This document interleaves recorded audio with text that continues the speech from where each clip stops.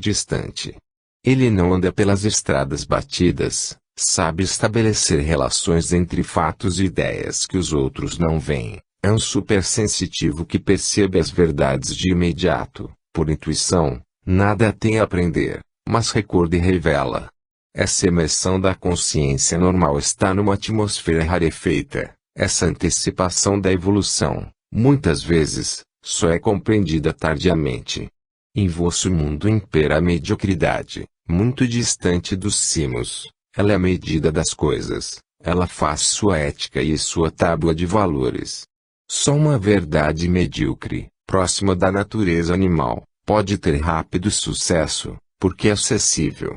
Em vosso mundo o triunfo parte do pressuposto da compreensão. Cada êxito, para ser rápido, tem que conter afirmações medíocres. O aplauso das multidões é amplo e rápido em razão inversa do valor. Por isso, é da lei que o caminho do gênio seja de solidão e de martírio e não haja compensação humana alguma, para quem realiza os maiores trabalhos da vida. O cérebro da mediocridade tem suas medidas e as impõe a todos. O que nele não cabe, não é aceito, condena e tudo nivela. Tudo o que represente um deslocamento evolutivo, para o qual não esteja preparado, um deslocamento de equilíbrios que ele não tenha poder de estabilizar é negado. Quando uma verdade nova não aparece enxertada no passado, dando-lhe continuidade, quando não tem sua base no conhecido e no aceito, quando contém um percentual de novidade que supera os limites que possa suportar, até o gênio é repelido. Isto porque a ascensão caminha por continuidade. Mas no equilíbrio universal a evolução lenta das massas está sempre fecundada por essa centelha superior que, no momento mais útil, acende-se na terra, fecunda e agita a inércia e abaixa-se para erguer. Existe nas coisas um equilíbrio que, cedo ou tarde, impõe as compensações. Seria inútil revelar-vos altas verdades, muito distantes de vós, porque se perderiam em vosso inconcebível. A compreensão não é obra de cultura nem de raciocínio, mas um amadurecimento que se alcança por evolução.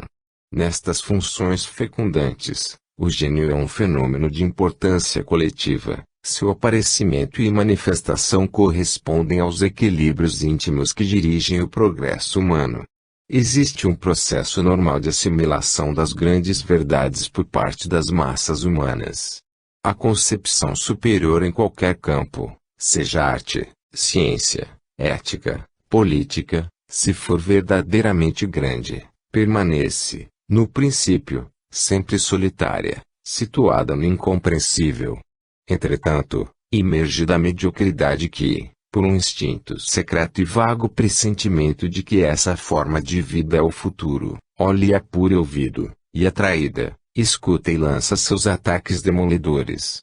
Estes apresentam duas finalidades. De um lado, o de experimentar a resistência das novas verdades, porque só o que tem valor resiste e até se torna mais belo na luta, pois se liberta do supérfluo e se condensa no substancial. Do outro lado, a alma coletiva, nessa luta, toma contato e assimila a novidade e assim se prepara para acompanhar os passos do gênio, compreendendo suas imitações.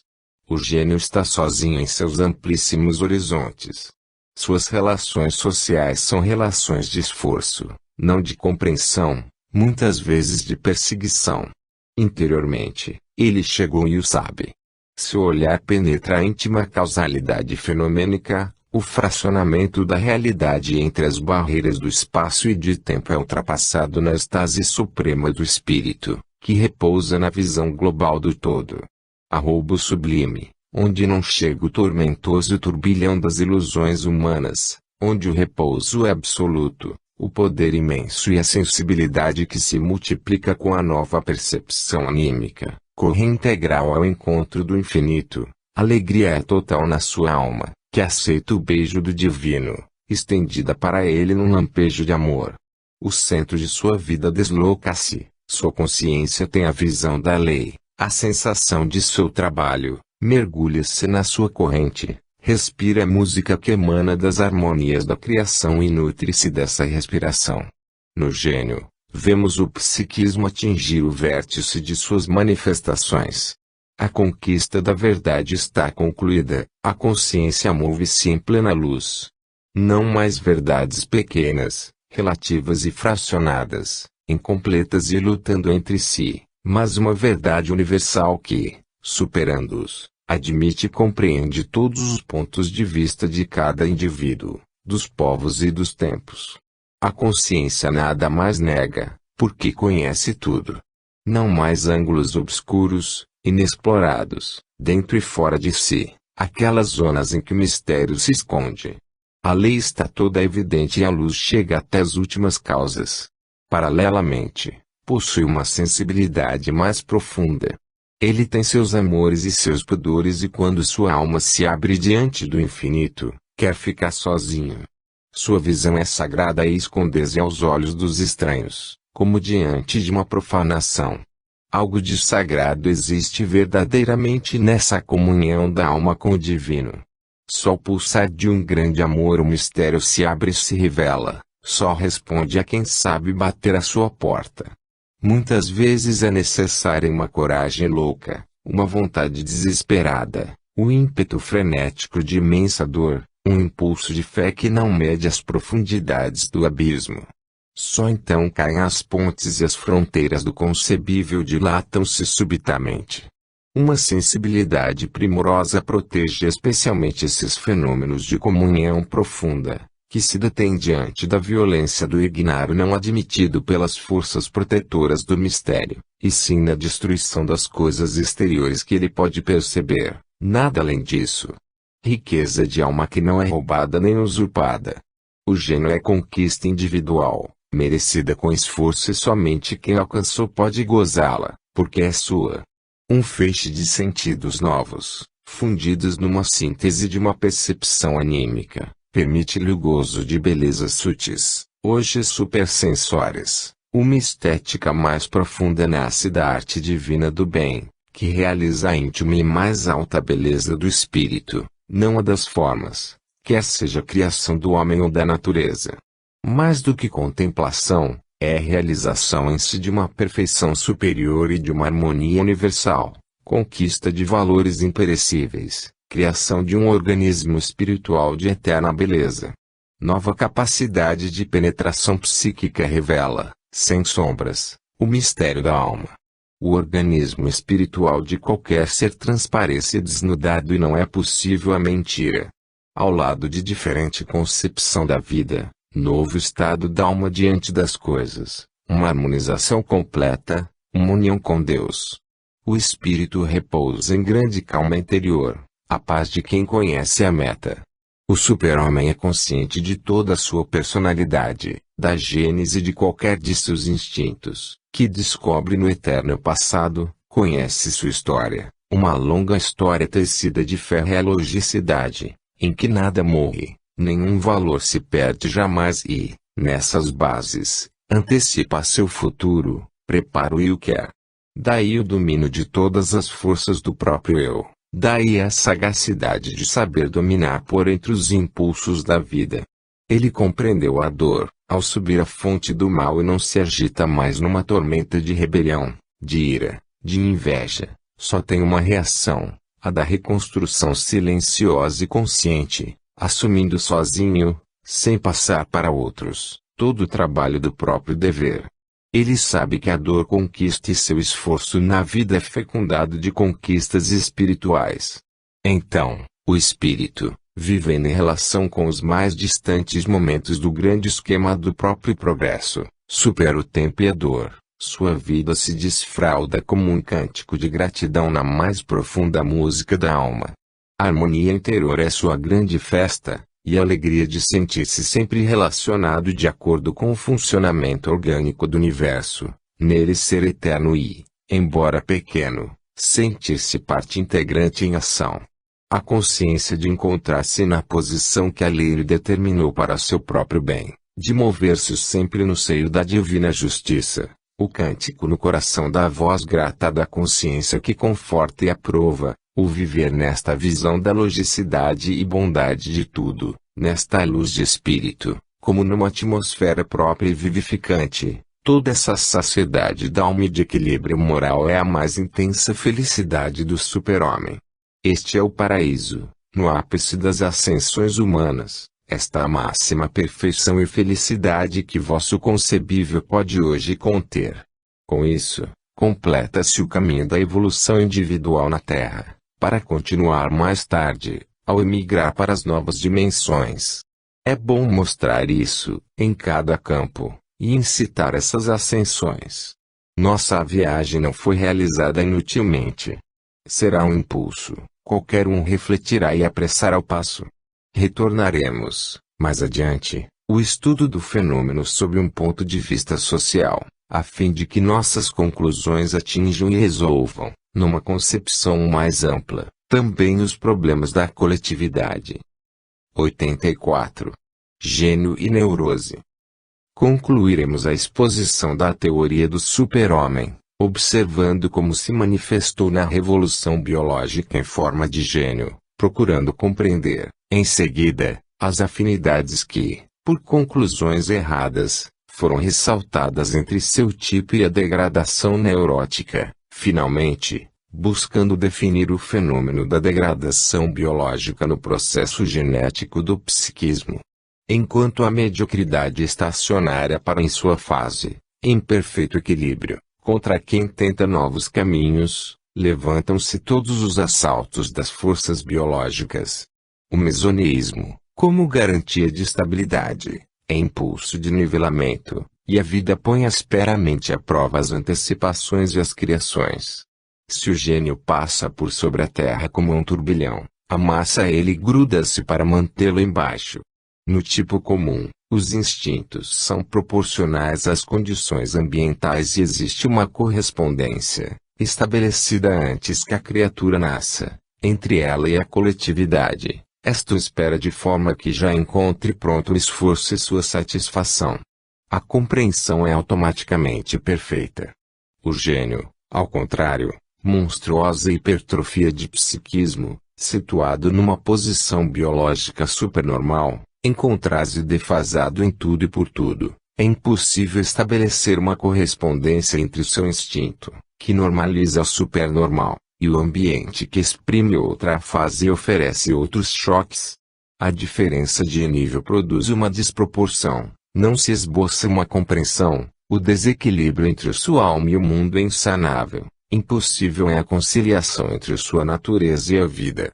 O gênio passa, solitário e dolorido, mas cônscio do próprio destino, incompreendido e gigantesco, repugnando os ídolos da multidão, atordoado pelo estrépito da vida, desatento e inepto, porque sua alma é toda ouvidos para um canto sem fim que lhe sai de dentro e voa ao encontro do infinito. Estranho sonhador, preso no sagrado tormento da criação, absorvido nos ossos fecundos em que amadurece o invisível trabalho íntimo, sofre com uma paixão em que não é o homem, mas o universo que responde.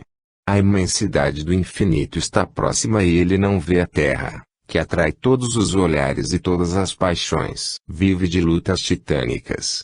Pede à vida a realização do ideal, sem possibilidade de concórdia com a mediocridade, aspirado como um turbilhão pela ânsia da evolução. Conhece o medo de quem se debruça sobre o abismo dos grandes mistérios, a vertigem das grandes altitudes, a amargurada solidão da alma diante da inconsciência humana. Conhece a luta atroz contra a animalidade que retorna, as imensas fadigas e os perigos que aguardam os que querem alçar-se ao voo. Os cegos dizem, é louco. Sente-se esmagado pelo inútil peso do números, compreende a baixeza de quem não compreende. Mesmo a ciência, filha da mentalidade utilitária da mediocridade incompetente, mas ávida de julgar, sentencia, neurose. Mas o gênio não pode descer, sente-se o eu gritar e não pode calar. Ele não é um corpo apenas, como os outros, é, acima de tudo, uma alma. O espírito que dormita em tantos e deve nascer, aparece nele como um gigante, evidente, troveja e se impõe. Quem poderá compreender suas lutas titânicas? A humanidade caminha lenta, debaixo do esforço da própria evolução. Ele está à frente e carrega toda a responsabilidade, arrasta o peso de todos. A massa diz, anormal, a ciência fala, neurose. Mas conhece a ciência as relações entre dor e ascensão espiritual? Entre doença e gênio? Conhece os profundos equilíbrios em que se esconde a função biológica do patológico? Conhece por quais leis de compensação física e moral funcionam as íntimas harmonias da vida? Mas se a ciência ignora todos os fenômenos sutis da alma, até negando-a totalmente, que pode entender essa ciência fragmentária, incapaz de sínteses, sobre a complexidade de leis superiores, de cuja existência ela sequer suspeita? Como pode constranger-se o supranormal, a antecipação biológica, nos limites do tipo médio? Porque aquele que representa o valor mais medíocre deve ser escolhido como modelo humano. Que significa esse nivelamento, essa redução de atitudes em categorias preconcebidas, esse apriorismo que emborca a visão do fenômeno, exaltando no gênio apenas o lado pseudopatológico da neurose? Não é patológico o cansaço proveniente de enorme trabalho, o desequilíbrio inevitável que provocam as antecipações evolutivas, o tormento e o esforço das maturações mais altas, a inconciliabilidade inevitável entre o conquistado superpsiquismo e organismo animal. Esses caminhos de aperfeiçoamento moral prosseguem e continuam, exatamente, a evolução orgânica darwiniana, e a ciência, que compreende uma, deveria, por coerência, compreender a outra. É a lei de equilíbrio natural que qualquer hipertrofia, como também qualquer atrofia, seja compensada. Como no campo orgânico, cada indivíduo tem normalmente um ponto de menor resistência e maior vulnerabilidade, que fica compensado por um reforço proporcional em outros pontos estratégicos. Assim, no campo psíquico verifica-se um desenvolvimento de qualidades que a média sequer suspeita. Não se pode julgar um tipo psíquico de exceção com os critérios e unidades de medidas comuns, para relegá-lo sumariamente no anormal e no patológico. Insisto nisto porque assim inverte-se a apreciação desse novo tipo de homem, cuja criação é função justamente dos tempos modernos. Querer levar para o anormal tudo o que exorbita da maioria medíocre, é sufocar a evolução, fazendo do tipo humano mais comum, de valor duvidoso, o tipo ideal. É crime, querer esmagar embaixo o que não se compreende, este por incomum e confundir, colocando igualmente fora da lei o subnormal e o supernormal, fenômenos que estão simplesmente nos antípodas um do outro. Sem falar nas injustiças históricas, delineia-se ainda hoje, por vezes, o tipo humano que tende ao supernormal, é o terceiro tipo de homem, como vimos. É um tipo de personalidade que representa, por maturidade de instintos, refinamento moral e intelectualidade superior, assimilação ocorrida dos mais altos valores espirituais, aquisição das qualidades mais úteis à convivência social, constitutivas do edifício das virtudes, a formação realizada do tipo ao qual tende a humanidade em seu desenvolvimento.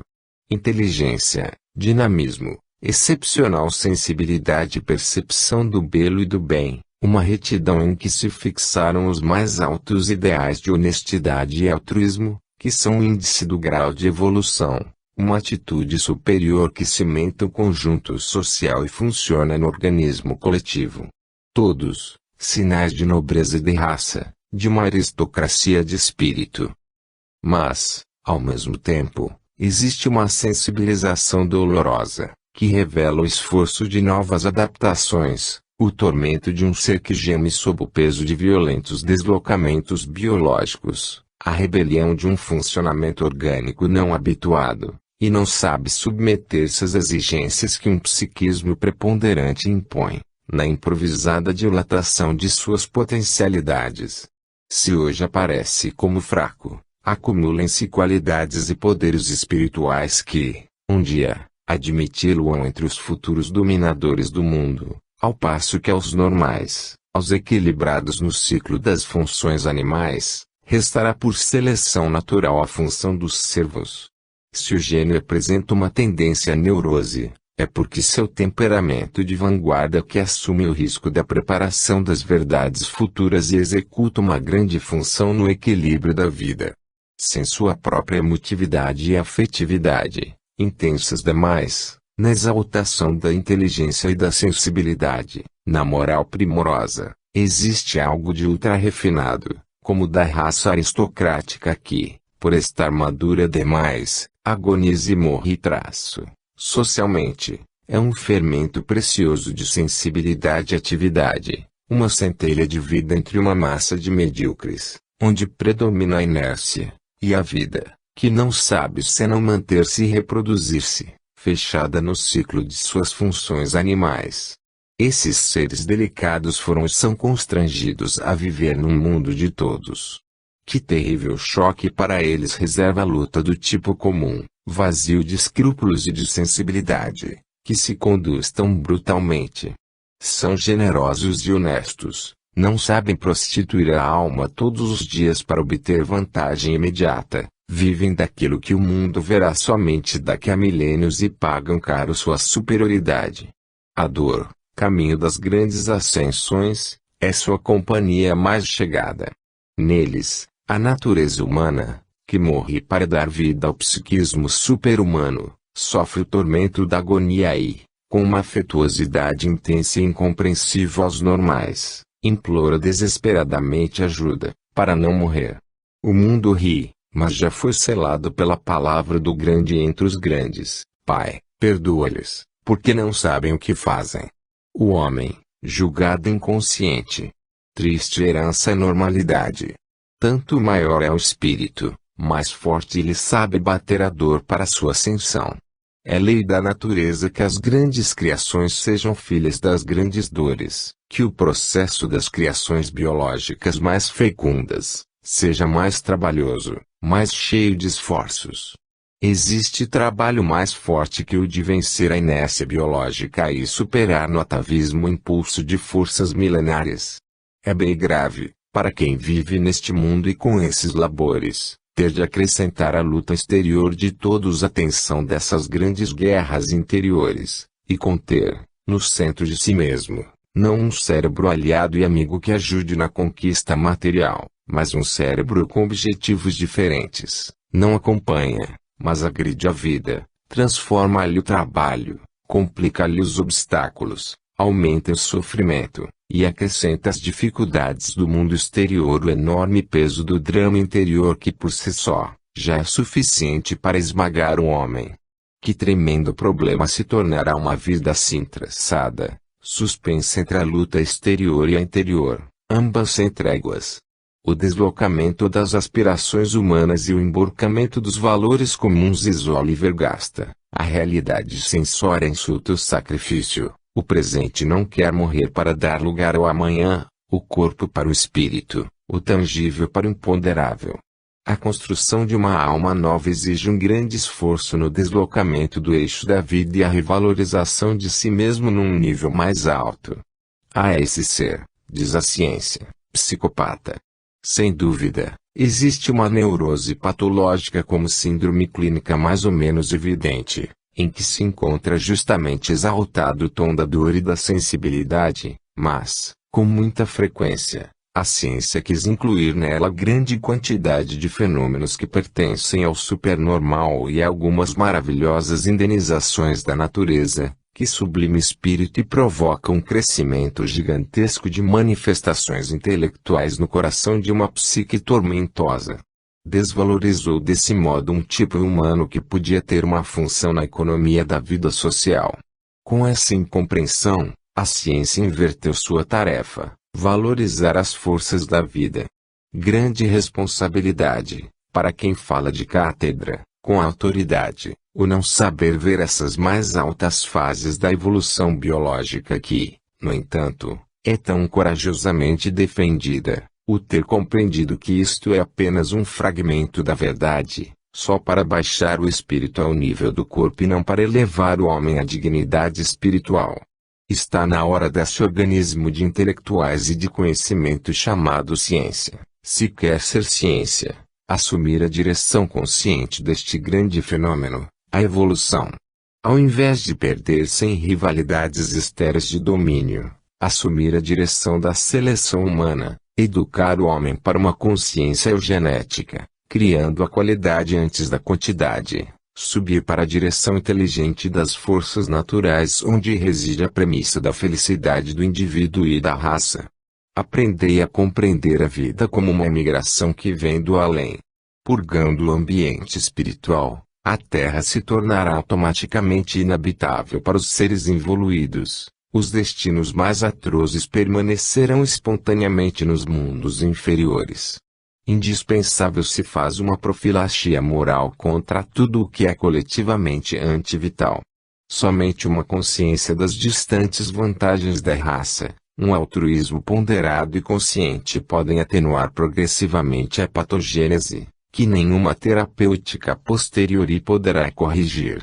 Se a dor pode ser redenção, nem por isso se devem semear suas causas.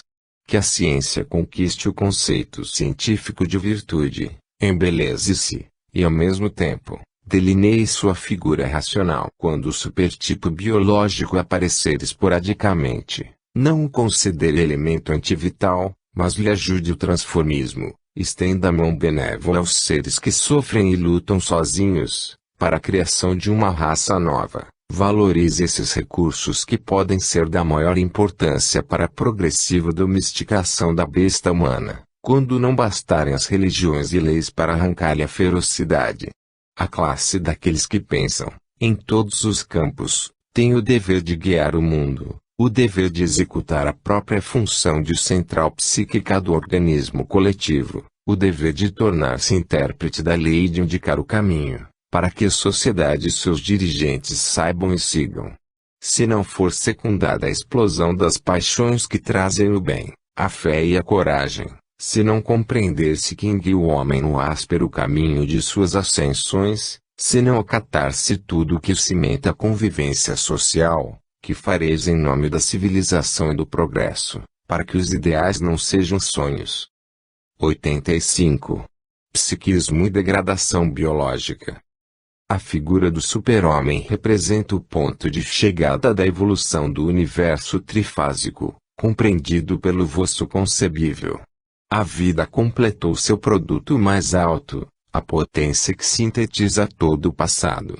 Mas a ciência, em suas aproximações entre gênio e neurose, já tinha tido o pressentimento de uma lei profunda, que volta neste limite extremo, manifestando-se como um cansaço da vida, uma tendência a decair, após ter exaurido sua função criadora. Observemos o fenômeno. Falamos de renúncia, de superação da animalidade, que condicionam a afirmação do psiquismo, de uma espécie de complementaridade entre o impulso destruidor da natureza humana inferior, e o impulso construtor dos instintos espirituais do super-homem, de uma espécie de inversão, na passagem do primeiro ao segundo momento de evolução, fase animal e fase psíquica. Expliquemos cientificamente esses fenômenos de caráter místico. Como na desintegração atômica existe uma dissolução da matéria no ápice da fase gama, como na degradação dinâmica existe uma dissolução da energia, no ápice do percurso da fase beta, assim, na evolução, existe uma paralela degradação biológica, pela qual a vida, como vida, dissolve-se e se opera a gênese de seu produto, alfa. Atingida essa criação de consciência, a evolução assoma as portas de novas dimensões, hoje superconcebíveis pela normalidade, no limiar de novo universo trifásico. Consulte o volume Ascese Mística para análise dos primeiros planos deste universo trifásico. Trata-se de fenômeno comum e contínua verificação, este da degradação biológica, de uma progressiva fadiga no fenômeno da vida, um envelhecimento no indivíduo, na raça e nas civilizações, um esgotamento profundo do ciclo de cada unidade. Cada um tem sua jornada, aurora e crepúsculo. Cada ser vive apenas às custas de envelhecer. A vida só pode existir à custa de uma degradação dinâmica e contínua. Nas espécies, quanto mais o indivíduo é simples, mais violento é o ritmo de sua reprodução. Como no indivíduo, quanto mais jovem é a vida, mais ativo é o seu metabolismo orgânico. Em poucas horas os bacilos produzem centenas e centenas de gerações de indivíduos. Quanto mais a vida é próxima das origens, mais próxima está do nível de suas estruturas primordiais, mais ela abre em suas construções e proporcionalmente veloz em sua permuta de vida e de morte. Mas não é morte nem fraqueza, essa fragilidade de construções, ao contrário, é uma agilidade toda juvenil, uma flexibilidade e um poder de adaptação, é um frescor de forças que defendem e garantem a sobrevivência. Com a evolução biológica, porém, torna-se mais complexa a estrutura orgânica e mais complexas se tornam as exigências da vida, mais difícil é sua defesa e menores seriam as possibilidades de sobrevivência individual, se paralelamente ao processo vital não se desenvolvesse uma sabedoria protetora, um psiquismo dominador dos objetivos, sempre mais complexos a alcançar. A evolução não poderia alcançar uma forma de estrutura orgânica mais complexas, se antes não tivesse realizado, só enquanto realizou, um psiquismo mais profundo que rege essa estrutura. Há como que uma libertação progressiva da rapidez e labilidade do ritmo de vida e da morte, uma formação de equilíbrios cada vez mais complexos e ao mesmo tempo mais estáveis.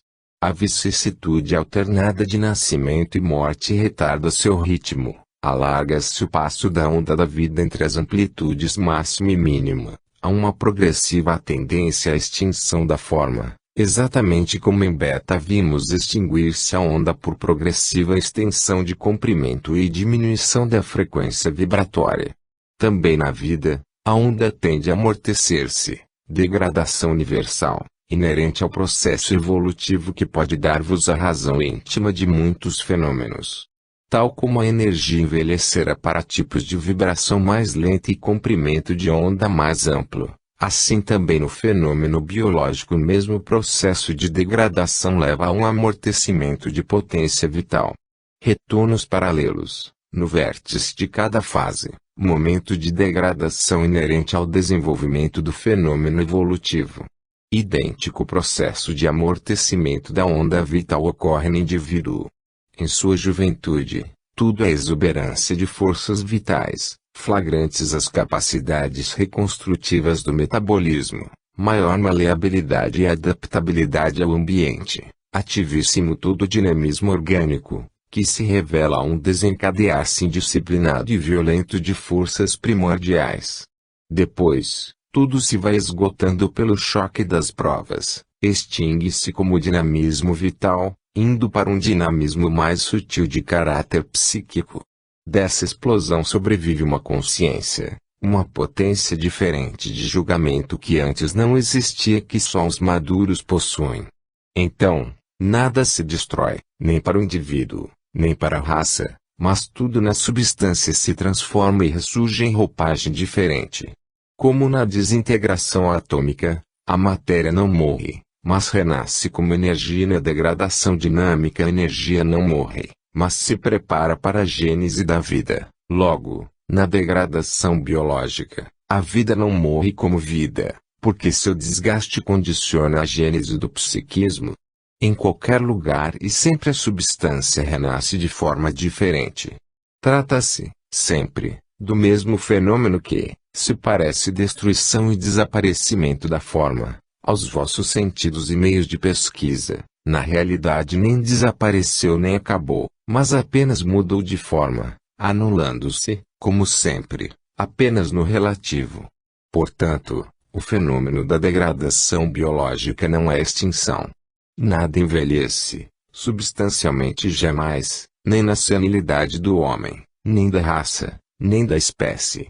Simplesmente a substância transforma-se na fase alfa, o espírito, e realize sua mais alta criação em vosso universo.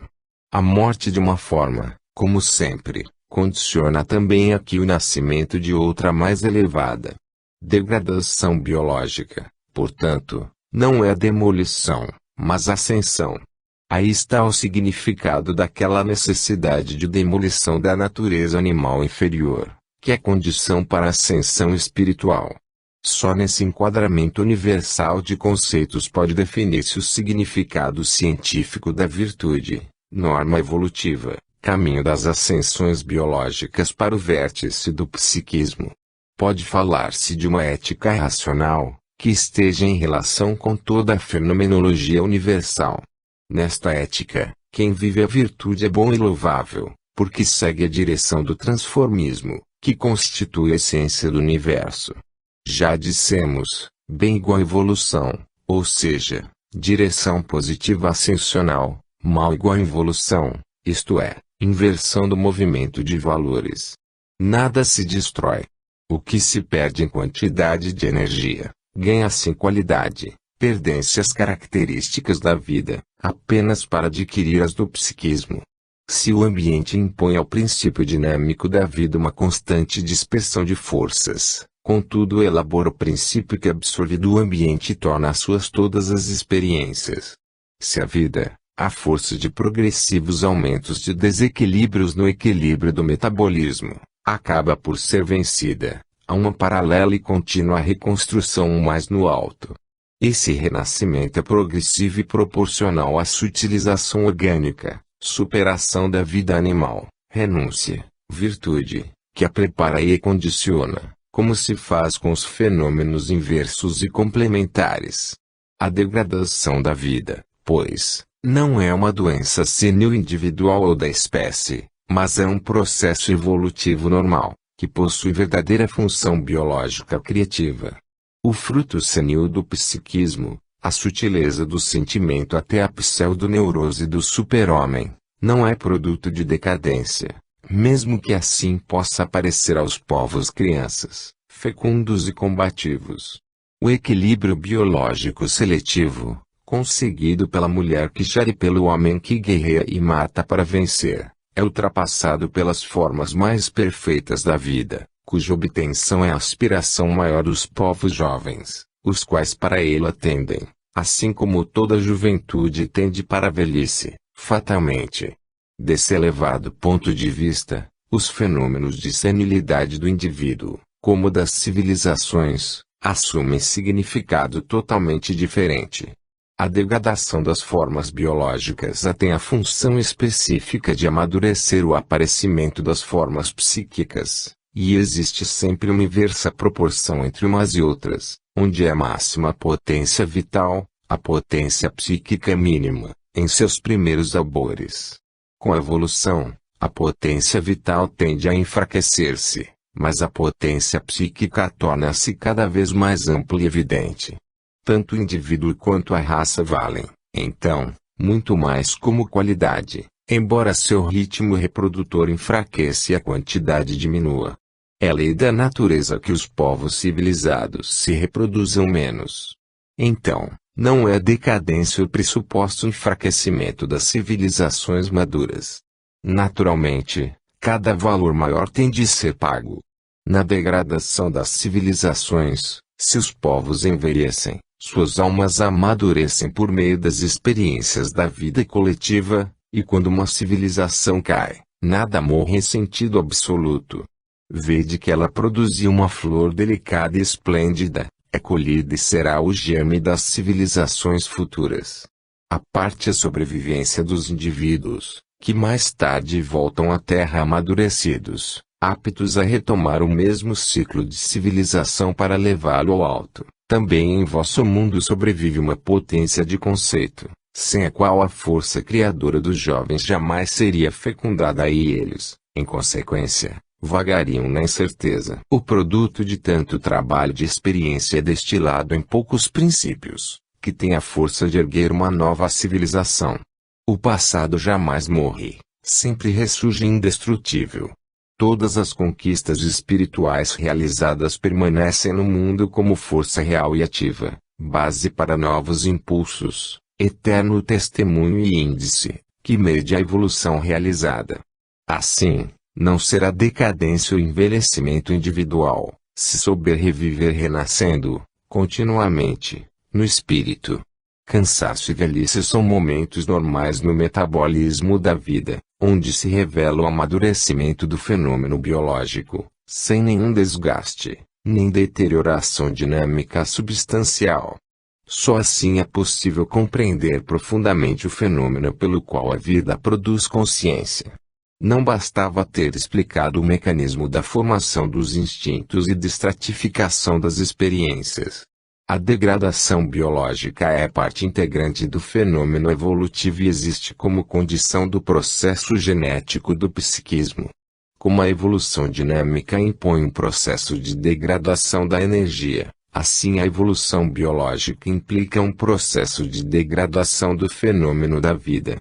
Nesses fenômenos, age o mesmo princípio do esgotamento do impulso originário, um decréscimo das qualidades cinéticas, do potencial sensível das formas. O processo evolutivo implica nesse sentido uma degradação progressiva de potencial. A razão profunda desses fenômenos está na natureza do transformismo evolutivo. O mesmo gradual amortecimento cinético na fase energia para a vida, como na vida para espírito, é apenas a constante substancial característica do fenômeno evolutivo. Isto acontece porque, reduzida a sua fundamental substância, a evolução é movimento, isto é, um processo de descentralização cinética, uma expansão do princípio cinético que se dilata do centro à periferia, uma realização que age pelo esgotamento de um impulso, originado de um precedente e inverso impulso involutivo de concentração cinética e condensação dinâmica, de concentração de potencial da substância, a que agora se contrapõe o processo inverso de subida. Assim, a energia tende agora à difusão, justamente porque vosso universo está em período evolutivo, enquanto no período inverso precedente, tende a dirigir-se à concentração, condensação das nebulosas. A evolução ou sua inversão para o negativo, involução, é caminho inviolável, porque é a direção do devenir da substância, que se manifesta no relativo. Por isso, todo fenômeno é irreversível. 86. Conclusões, equilíbrios e virtudes sociais. No campo das conclusões em que agora nos movimentamos, podeis avaliar o valor de meu sistema ético, não apenas sob um ponto de vista científico e racional, mas também sob um ponto de vista prático e utilitário. A concepção da dor-redenção é de grande ajuda moral, sua transformação de instrumento de castigo para meio construtivo, sua utilização na conquista moral tem a vantagem da revalorização de uma recusa, direi mais, de um prejuízo, que a civilização não soube evitar. Sistema ético encorajador, otimista ainda nos casos mais dolorosos, construtivo mesmo nos casos mais desesperados. A concepção de trabalho deveria de trabalho-missão, de trabalho-função biológica construtiva e função social, é substituído pelo que vigora de trabalho-condenação dos deserdados e de trabalho-lucro, necessidade moral, muito mais que necessidade econômica, tem enorme poder de coesão social. Todas as minhas afirmações a respeito do significado da renúncia, da evolução das paixões e do amor, além de representar um fermento de elevação do nível individual, formam a base das virtudes reconhecidas e resolvem todos os problemas tão difíceis da convivência, constituem também ciência de relações sociais e significam a formação de consciência coletiva, estimulam o funcionamento e a constituição de um organismo cada vez mais compacto da sociedade humana.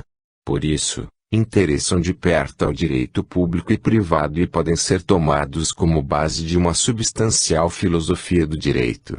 Coloquei no meu sistema um princípio de justiça, com base científica, de acordo com o funcionamento do universo. Isto, no campo social, significa ordem, respeito às autoridades, a quem somente compete, com plena responsabilidade, a própria função dirigente. No campo moral significa honestidade, retidão de motivos e de ações.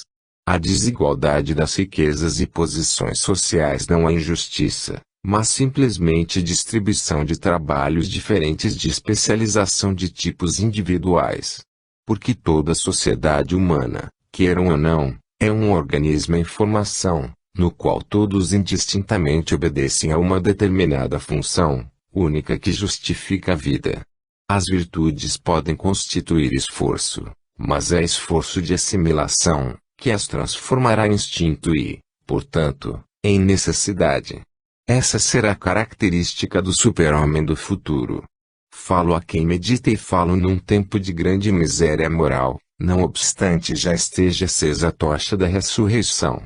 A natureza deste escrito sintético não me permite descer a pormenores. Mas delineei todo o organismo lógico dos princípios e nele estão contidas todas as consequências. A dedução é automática.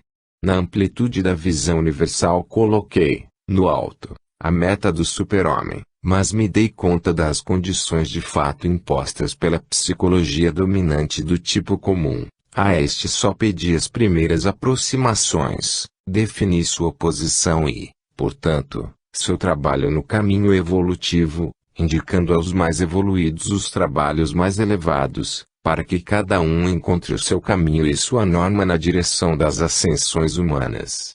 No alto, como farol luminoso, coloquei Espírito do Evangelho, a mais alta expressão da lei em vosso concebível, cuja compreensão significará a realização do reino de Deus. Para aproximar-se deste, o homem cada vez mais luta no diuturno esforço da vida. Religião sintética do futuro, feita de força de espírito e de bondade, meu sistema aceita fraternalmente qualquer crença, desde que sejam crenças, não condena nenhuma, desde que seja sincera e esteja em seu lugar. Toda a ciência é chamada para dar seu apoio, e dela me servi amplamente para comprovar as afirmações do espírito. Superamos todos os preconceitos exclusivistas, que provêm de interesses de casta, de nação ou de raça. Meu sistema tem suas raízes na eternidade, e tem que ser universal para sobreviver no tempo e não ter limites no espaço. Portanto, é verdadeiro em qualquer lugar. Falo a todos os povos, a todas as nações, de todos os tempos, para que cada um encontre no meu sistema sua posição e seu caminho de evolução. Eu sou espírito, não sou matéria, sou substância, não forma.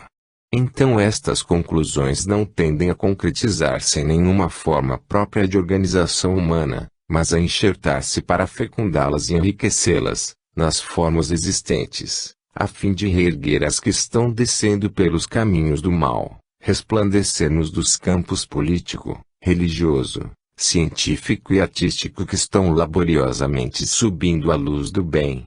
Peço apenas uma grande sinceridade de alma, profundo sentido de retidão, decidida vontade de melhorar-se. A sociedade só pode sentir-se beneficiada por essas afirmações, indiscutivelmente fecundas para o progresso individual e coletivo. Aqui não se parte do apriorismo de um ou de outro sistema político, para antepô-lo ou impô-lo. Uma visão universal não pode ser no campo das competições humanas. Uma verdade universal não pode restringir-se nos limites de verdades menores, relativas a um povo e a um momento de sua evolução.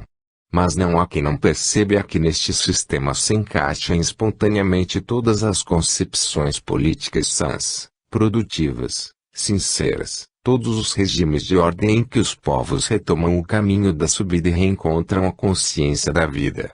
Desses sistemas políticos sãos e produtivos, esta síntese é a base natural, o fundamento mais sólido e mais amplo, a única concepção necessária para que eles não fiquem isolados no tempo, mas se religuem, como funcionamento de uma sociedade, ao funcionamento orgânico do universo. Minha ética racional e científica traçou as grandes rotas da vida individual, e agora traçarás do campo social. Não impõe. Não obriga. É racional. Ou seja, presume estar falando a seres racionais, como pretendem ser os homens modernos. Não invoca os raios de Júpiter nem as iras de um Deus vingativo, simplesmente indica as reações naturais e inevitáveis de uma lei íntima, inviolável, perfeita, supremamente justa. O homem que se move dentro dela é livre para, com sua baixeza, tornar absurdo e inaplicável o Evangelho de Cristo, mas não tem poder para afastar de si toda a herança de dores, que esse seu baixo nível de vida implica e impõe. Tenho-vos dado a chave de todos os mistérios. Se agora quereis ser maus, e o podeis, porque a liberdade é sagrada, serão vossas, inexoravelmente, as consequências, porque a lei de causalidade, responsabilidade, é inviolável. Todo o resultado prático desta síntese poder-se-ia condensar nestas palavras: se evolução significa conquista de consciência, de liberdade, de felicidade, involução exprime o contrário. Na baixeza de vossa natureza humana, está a causa de todos os males, e na ascensão espiritual, todo o remédio. A aspiração à alegria é justa e a felicidade pode existir, só é preciso dedicar-se ao trabalho de conquistá-la. O Evangelho é um caminho espinhoso, mas só por ele se pode seriamente alcançar o paraíso, mesmo na terra. Toda a concepção odiana da vida encontra-se deslocada e sois obrigados por vossa ciência, cuja linguagem sempre utilizei, a compreender e cumprir, por coerência, esse deslocamento. Sempre tive presente o tipo de homem predominante e a inutilidade de fazer, em muitos casos, apelo aos sentimentos de fé e de bondade. Por isso, realizei o trabalho ingrato de restringir a grandiosa beleza do universo em termos de estrita racionalidade. Deveis agora conceber a vida e suas vicissitudes, não como efeito imediato de forças movidas por vossa vontade presente, mas como uma sucessão lógica e inteligente de impulsos, vinculados no tempo e no espaço, com todo o funcionamento orgânico do universo. Não há zonas caóticas de usurpação. Cada vida traz consigo um impulso, o destino possui um método racional na aplicação de suas provas e para compreendê-lo deveis habituar-vos a conceber efeitos a longo prazo, em vossa vida eterna, e não no átimo presente, em que vedes, do outro lado, aparecerem inexplicáveis efeitos de causas desconhecidas. Há destinos de alegria e destinos de dor, destinos indecisos e destinos titânicos. Há ofensas profundas à lei, marcadas no tempo, que pesam inexoravelmente e arrebatam uma vida. Demonstrei-vos que é inútil investir contra as causas próximas, mas é preciso colher e carregar o próprio fardo. Inútil a rebelião, a raiva, a inveja de outras posições sociais, o ódio de classe. Cada posição é sempre a justa, é a melhor para o próprio progresso. Demonstrei-vos a presença de uma justiça substancial, apesar de todas as injustiças humanas, que são exteriores e aparentes. Então, cada um tem de estar satisfeito com seu estado e esforçar-se por trabalhar nas condições em que o destino colocou. A instalação de uma vida ocorre para vós fora da vontade e da consciência do indivíduo, é realizada pelas forças da lei. Se assim não fora, quem vos obrigaria, sem possibilidade de fuga, a suportar as provas necessárias ao vosso progresso? Quem ignora não pode influir no substancial. Então, ao invés de injuriar o rico, só por lhe não poderdes imitar as culpas, ao invés de desperdiçar a vida em inútil agressividade desorganizante, deveis alcançar a força de coesão social, representada pela ideia de uma lei suprema, que distribui a dor e o trabalho com justiça, a todos, em todas as posições, de diferentes formas. Que reconfortadora fraternidade será então a vida! Isto não significa passividade, mas consciência. Não é a virtude de suportar tudo sem reagir, mas a de saber suportar uma dor merecida para aprender, acima de tudo, a não semear de novo as mesmas causas. Desloca-se o centro de vosso julgamento a respeito das posições humanas. Aí de quem se acha à vontade no ambiente terrestre. Isso significa que aí se encontra o equilíbrio de seu peso específico espiritual. Felizes os que aí sofrem, que têm fome de bondade e de justiça, porque subirão, reencontrando mais no alto seu equilíbrio.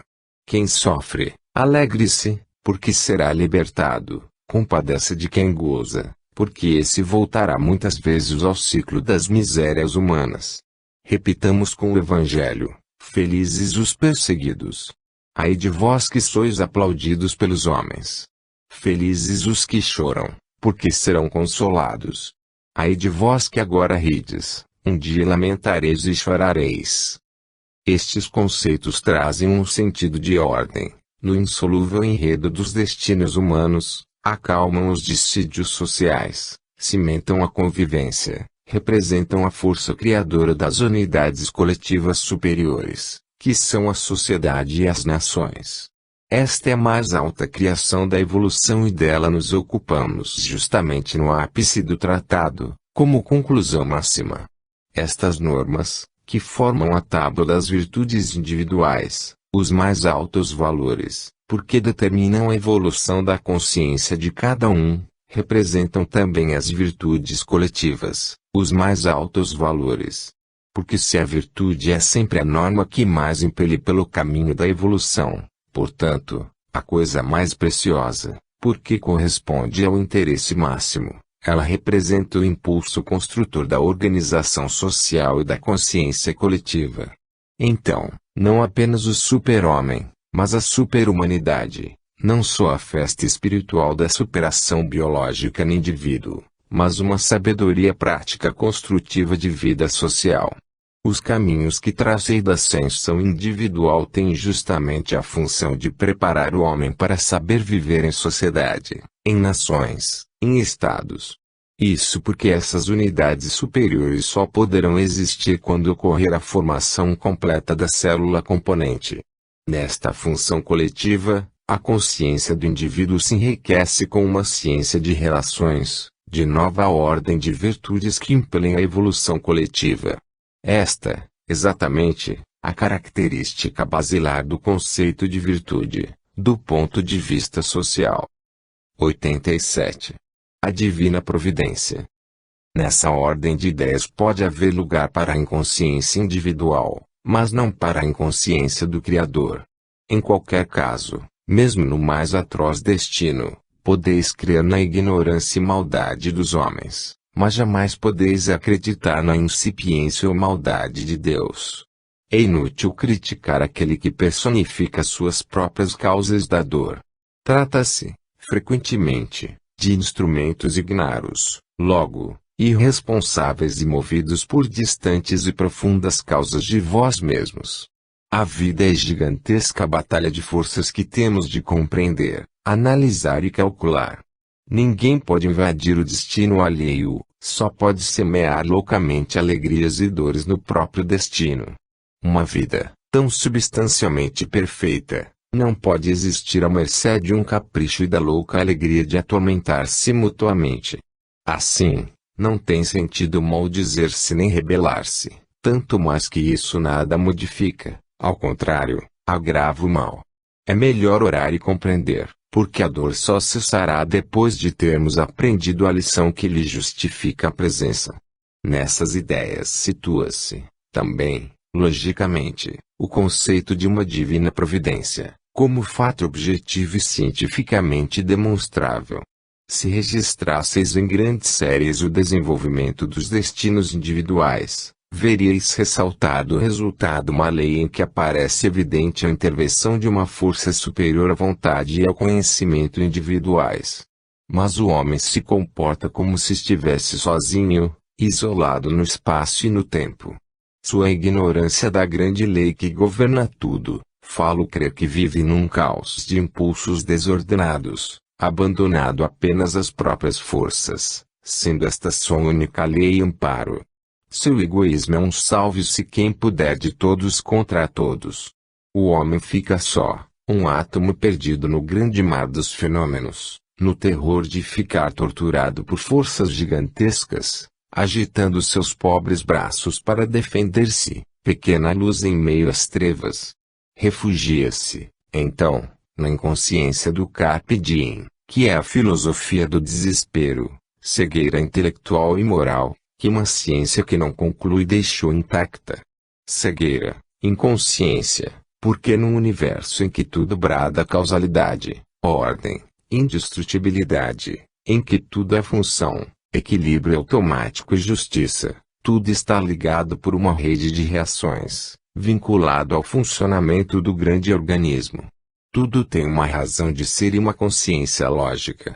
É absurda qualquer anulação, tanto no campo físico, quanto no moral, como é loucura acreditar numa possibilidade de violência, de usurpação, de injustiça, só porque o homem a quer, pensar que ele, apenas